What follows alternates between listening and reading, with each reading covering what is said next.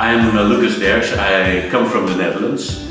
I was raised as a social psychologist, but I also, from the 70s onwards, I was very much fascinated in NLP.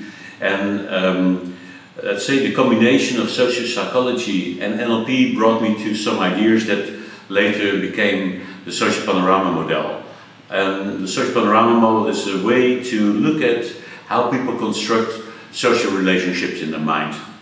The model tells that they do that primarily in a spatial manner. So they have images of other people that they put on steady locations, and by doing this on an unconscious level, they create what we call relationships. This model can be applied in all areas of life where relationships are important and where people can get stuck, can have problems with relationships. So you can think about intimate relationships, teams, cooperation between partners, the family, and the social panorama can be applied in all these areas. Now, who applies it? Yeah, that can be coaches, therapists, sometimes for people themselves, so understand why they have a certain issue. And then the techniques of the social panorama are tools to enable people to improve their relationships or resolve issues that they don't understand quite often, because these constructions, these spatial constructions of relationship are fully unconscious, and only when we start to explore them in a certain way that I teach in the seminar, we get grips on that and we can understand the system behind it.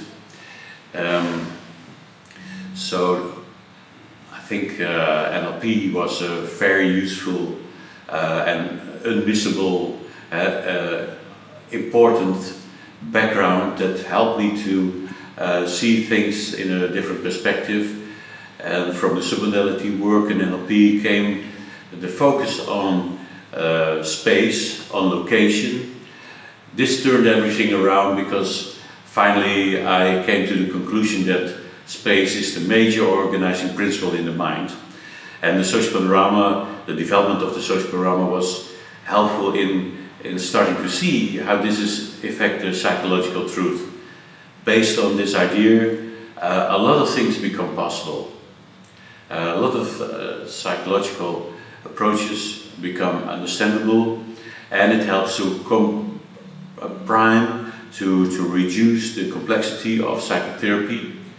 For instance, when people have difficulty with relationships, they can talk about that for hours, maybe days.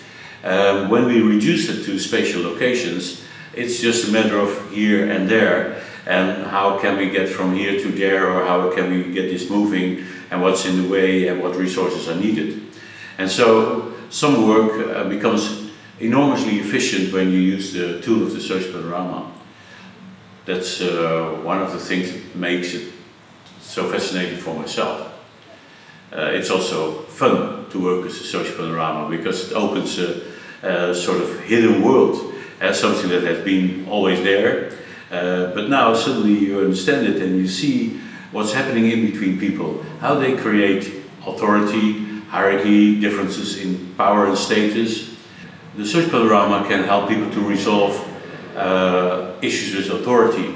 As some people walk around with that the whole their life, so they are always revolting against authority, or they're too submissive. And by looking at these principles through the mechanisms that we see in the social panorama, it becomes obvious how to change that. Now we have the family panorama as a tool to go really deep into the family history and to change the roots of where people's traits and problematic traits came from.